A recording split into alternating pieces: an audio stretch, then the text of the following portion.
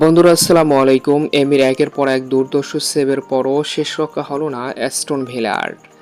ডর্টমুন্ডকে বিধ্বস্ত করে দুর্দান্ত জয় বার্সেলোনার। বিস্তারিত জানুন পুরো ভিডিওতে। উয়েফা চ্যাম্পিয়ন্স লিগের কোয়ার্টার ফাইনালের ফার্স্ট লেগের ম্যাচে পিএসজি ভার্সেস অ্যাস্টন ভিলা মুখোমুখি হয়।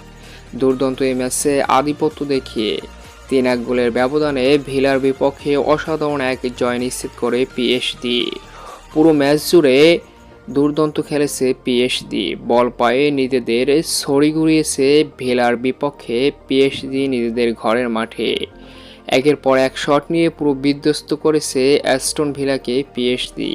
পুরো ম্যাচ জুড়ে 29টি শট নিয়েছে গোলবারে, যার ভিতরে শট অনে টার্গেট ছিল 10টা।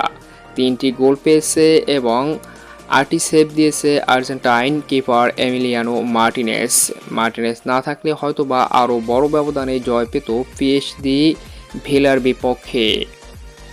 যদিও ম্যাচের 35তম মিনিটে রজাসের গোলে লিডে এগিয়ে যায় অ্যাস্টন ভিলা, তবে দুইয়ের ম্যাজিক্যাল জাদুকরী গোলে 39তম মিনিটে সমতায় ফেরে পিএসজি। ডি বক্সের বাইরে থেকে করে এক জাদুকরী গোল।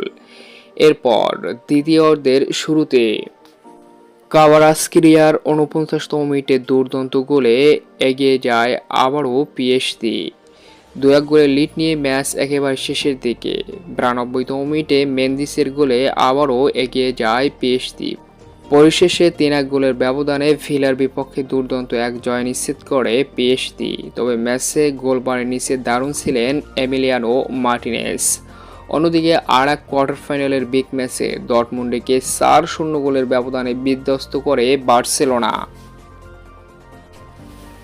যেখানে রাফিনার পর লেভানডস্কির জোড়া গোল ও ইয়ামালের অসাধারণ গোলে দুর্দান্ত জয় নিশ্চিত করে ব্রুসিয়া ডর্টমুন্ডের বিপক্ষে এফসি বার্সেলোনা।